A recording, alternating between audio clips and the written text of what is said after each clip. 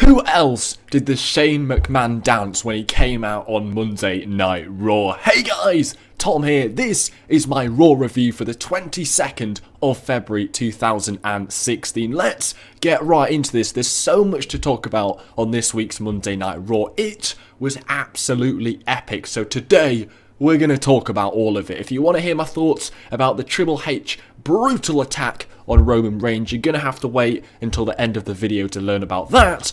But we're going to kick things off talking about the big talking point, which was Shane McMahon returning to the WWE. It must be about 7 freaking years since we saw Shane McMahon. He comes out on Monday Night Raw, so unexpected. Fans have been asking for Shane McMahon to come back for years. Fans have been asking for some more unpredictability in the WWE. This is exactly what we got here. This was amazing. This made Monday Night Raw. We were 10 minutes into the show and I was already hooked. This was amazing. It was bloody brilliant. So what did you guys think of this?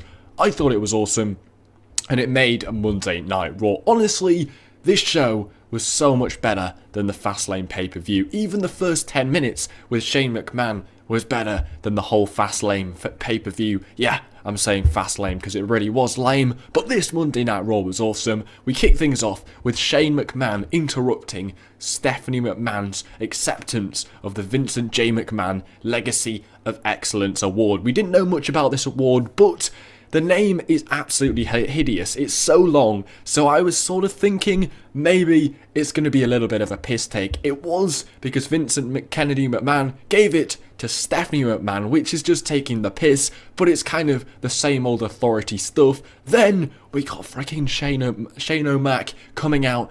It was amazing. This made Monday Night Raw for me, like I've been saying before. It was freaking insane. He's so funny. He had a suit on and had freaking sneakers on. Like, how funny is that? This was amazing. Like, this made Monday Night Raw. And then we got an announcement that he will take on Undertaker at WrestleMania in a Hell in a Cell match. So 1, we're getting another Shane McMahon match. 2, it's going to be at WrestleMania. 3, it's going to be against The Undertaker. And 4, it's going to be in a Hell in a Cell match. And 5, if he wins, he takes control of Monday Night Raw. Like, what?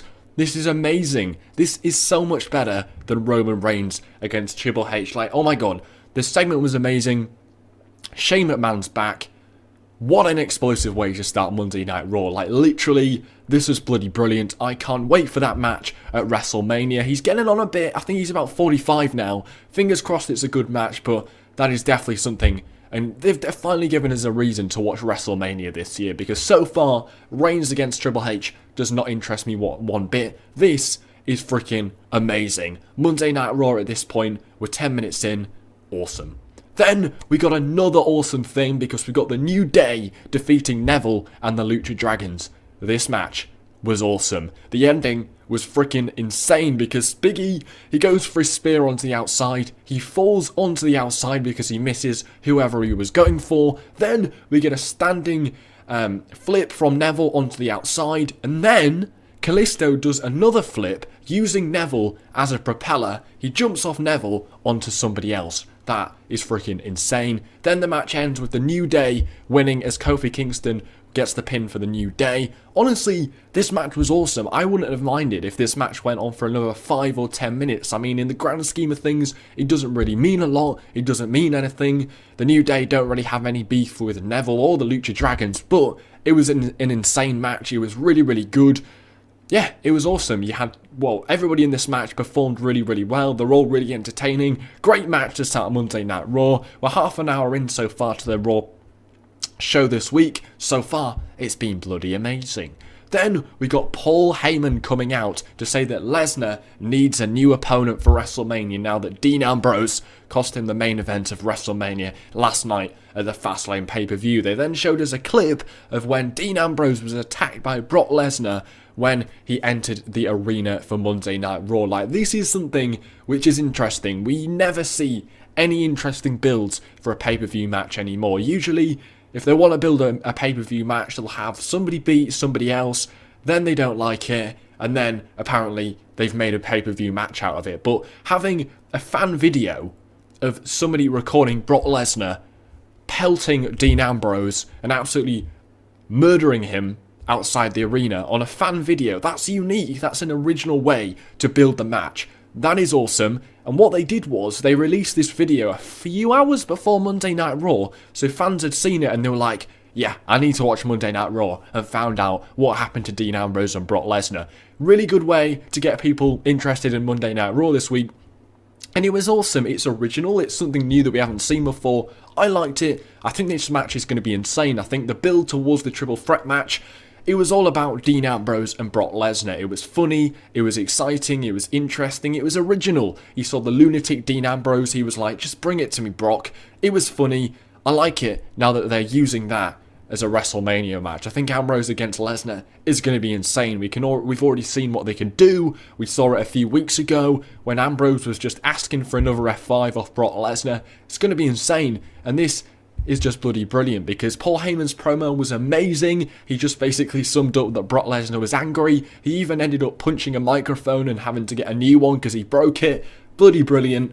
Then Dean Ambrose comes back in the freaking ambulance. This was sort of predictable, but it's Dean Ambrose. It was epic. We saw Dean Ambrose get out. He was limping. He could barely stand. Brock Lesnar gets out of the ring. You think he's going to give him, a suplex, something like that. He just stands on his head and walks off. Then, freaking Dean Ambrose, he gets the microphone and says he wants a Mania match against Brock Lesnar. I mean, there's only Dean Ambrose that would do that, isn't there? Brock Lesnar comes back and F5s Dean freaking Ambrose. This is the lunatic fringe, which they've sort of promised us for a while, but we've never really seen it. This is a lunatic. This is funny. This is going to be awesome. Love this segment. Brock against Ambrose is going to be a great match. The build towards it is already sounding very, very promising. They had the great fan video. Then we had this great segment with Paul Heyman as well. Can't wait. It's going to be good. Then we had the Usos defeating the Ascension. The Usos super kicked Connor and Victor. Then Jay splashed Victor for the win. Honestly, this match really didn't do a lot for me. The Usos sending a message to the Dudley boys. I'm presuming that's going to be a WrestleMania match, the Dudleys against the Usos. That doesn't really interest me. The Usos, they've been stale for like 2 years now. They never change. They're always the same thing. Defeating the Ascension, who are pretty much jobbers at this point. They never ever do anything. They always just lose. I didn't really care for this match. It was a bit of a waste of time. Not really interested in the Dudley boys turning heel either. I haven't been that impressed with them since they did it. So this match I really didn't care for, and I really don't care for this feud whatsoever. We're 6 weeks away from WrestleMania. I have no idea how they are planning on dragging this feud out for 6 weeks, because I'm already bored and it's only been about like 2 weeks since the Usos were attacked by the Dudleys, so we'll see how that transforms. But yeah, this didn't do anything for me whatsoever. The match was boring, didn't make much sense, but there you go. Not everything was good on Monday Night Raw this week. Then we had Chris Jericho and AJ Styles defeating the Social Outcasts. So the promo before the match by Chris Jericho was great because he's putting over AJ Styles. He's saying how phenomenal AJ Styles is. Obviously he is. With Chris Jericho saying it, somebody that everybody respects and he's considered a legend. Saying this about AJ Styles is great because this is really going to do great for AJ Styles, because now fans that maybe didn't know AJ Styles until he came into the WWE can finally respect him. They see what he can do. Chris Jericho saying it about AJ Styles. Fans will respect that and they'll really get behind AJ Styles. If Chris Jericho thinks he's good, fans are going to think he's good as well. So this was a good way to put over AJ Styles. Fingers crossed he has a match against Kevin Owens for the Intercontinental title at WrestleMania, because I think that's best for business. I think a lot of people want to see that, so fingers crossed that happens, and hopefully it's better than this match, because it was Jericho and Styles defeating the Social Outcasts. I mean, whose idea was the Social Outcast? It's embarrassing. I'm 19 years old. Whenever they come out, I have to ask myself the question, why am I still watching pro wrestling when you've got a team like the Social Outcasts? I mean, it is literally embarrassing. I mean, fans aren't booing the Social Outcasts because they're bad, or no, they're booing them because they're bad. They're not booing them because they're bad guys or they play a good role as a bad guy. They're booing them because they don't want to see them. They're awful. They can't wrestle, and it's absolute trash. So why they're still getting TV time, I have no idea. This segment with the Social Outcasts felt so out of place. The rest of the show was awesome, but I think as soon as the Social Outcasts came out, the show actually, for me, went a little bit downhill, because it just felt so out of place. I mean, up until this point, it felt like a pay-per-view. It was that exciting. It was that good. We had a great return of Shane McMahon. We had a great match with the New Day. We had a Paul Heyman promo with Dean Ambrose and Brock.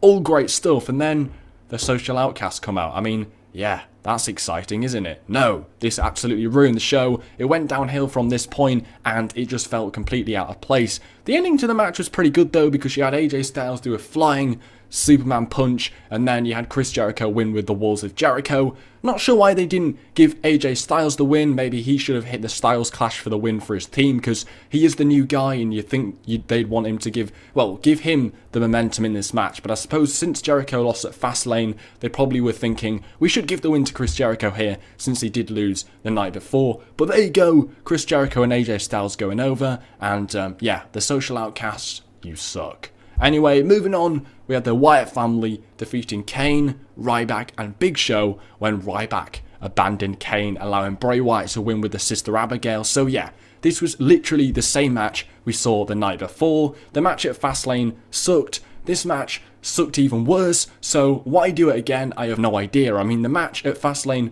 was rubbish, so who gave them the idea to do a rubbish match again? That makes no sense. And I suppose the only reason why they probably thought it would be a good idea is because the Wyatt family lost at Fastlane, so they were thinking, we need to give them the win tonight, but the match at Fastlane wasn't good, so this match isn't going to be good. Like, logic tells you it's not going to be a good match if the night before's match wasn't good either, so for some reason they thought it was a good idea to do it again. The Wyatt family should never have lost at the Fastlane pay-per-view, so I suppose it is a good thing they got the win here, but why give them the win here if they could have just given them the win at the Fastlane pay-per-view? That makes no sense. Why Big Show and Kane in 2016 are still getting wins on a pay-per-view, I have no idea. At this point, I really don't care about the Wyatt family, so I wasn't too fussed about this match. They have so much potential, but it just seems when they're getting some kind of momentum, the WWE just let it go like they did at the Fastlane pay-per-view. So at this point, I really don't care what the Wyatt family do, because it just seems like they always drop the ball at the key moments with the Wyatt family, and this was just an example of it. I just didn't care for this match. They should have won at Fastlane, they didn't, so why should I care about this match? Why should I care the Wyatt family have won here? I didn't. Is Ryback turning heel? Possibly, I hope so, because he's been stale for a while. He will never ever get as over as he was when he was in that feud with CM Punk in 2013. Or was it 20? Yeah, it was 2012. But yeah, he's nowhere near where he was in 2012. So turn him heel, see what he can do with that. Maybe he can get a little bit more over. But yeah, moving on swiftly. We then had Sasha Banks defeating Naomi. This was an okay match. The match at Fastlane between Sasha, Becky and Team Bad was amazing, but this match just wasn't as good. It was okay, but yeah, it wasn't as good. It was a little bit botchy. They actually showed a replay of a botch, which kind of confused me why they'd highlight that, but yeah, it was a little bit all over the place. There was a few botches, maybe a lot of botches. It wasn't great, it was a bit sloppy, it was very sloppy, but Sasha gets the win, she gets some momentum. Charlotte comes out and says that Sasha and Becky will face off soon in the near future to determine who will face Charlotte at WrestleMania for the Divas title. That's going to be a great match. If that main event's next week's Raw, that is amazing. Like, it's been a hell of a long time since two Divas main evented Monday Night Raw, and this is a match which deserves main eventing Monday Night Raw. That's just my idea, but this match should turn out to be very, very good. She was asking the question, are they going to stay on the same page if they have to face each other for a WrestleMania match? So that just add a little bit of an exciting element into that match, and we'll see how that one goes, but that's probably going to happen next week, so we'll talk about that on next week's review. Anyway, the next match and the main event was Roman Reigns against Sheamus, which ended in a no contest. I mean, we saw Roman Reigns against Sheamus many times only 2 months ago, so they thought it was a good idea to main event Monday Night Raw with Roman Reigns against Sheamus. Like, they could have picked anybody on the roster to face Roman Reigns here, and it would have worked, because it ended in a no contest, so they could have picked anybody. So instead of Sheamus, they could have picked Kevin Owens. They could even have picked like Rusev, or they could have picked King Barrett or anybody, but why Sheamus? It doesn't make any sense. I know it ended in a no contest, but I didn't care that Roman Reigns was facing Sheamus, because we've seen it so many times before. But Triple H coming out made up for all that. And I've been pretty negative talking about the Social Outcasts, the Wyatt family match, but Triple H coming out, that did make me forget, and this was absolutely awesome. This is a great way to end Monday Night Raw. Triple H just beating the hell out of Roman Reigns. But it just makes Vince McMahon look deluded because all the fans are cheering the heel and booing Roman Reigns, the babyface. It makes absolute no sense. They knew this was going to happen. Surely they knew this was going to happen, but it does look pretty hideous when the fans are booing the good guy and cheering the bad guy. It is absolutely mental that this is still going to main event WrestleMania, and the fact that Shane McMahon came out on Monday Night Raw and got probably one of the biggest pops we'll see all year, and then you've got Roman Reigns, who is supposedly the future of the company, the top babyface who's going to carry the WWE into the future, is getting booed out of the bloody building, and he's the top guy. Like, Shane McMahon got a ridiculous reaction. People naturally like him, he's cool. And then Roman Reigns, who is built as this cool, big dog guy, who's the top guy in the company, and he gets booed out the bloody building. I mean, it makes no sense. This guy is main eventing WrestleMania. Triple H got cheered out of the building. This was amazing. This is an awesome beatdown. Roman Reigns bladed his whole face. He got pedigreed onto the steel steps. He was in a pool of blood. It was amazing. I mean, I suppose if we get more segments like this between Reigns and Triple H, then I suppose I could get into it, but they've got to do stuff like this continuously every week to keep people's interest, because people are still questioning why this match is happening. So if they do more stuff like this, I don't see why not. I think this match could be good if they carry on doing stuff like this, because this was awesome. I want to see more of this, and I can really get into the match if we see more of this, because this was insane. I can't wait to see what Roman Reigns does next week about that. Anyway, I hope you guys have in fact enjoyed my Raw review. I'm going to give Raw this week an 8 out of 10. I thought it was pretty good. Fastlane sucked. This was awesome. This was way better than the Fastlane pay-per-view. Can't wait for Shane McMahon against The Undertaker in a bloody Hell in a Cell. Triple H beating down Roman Reigns. That was insane. Anyway, I hope you guys have in fact enjoyed today's video. Take care.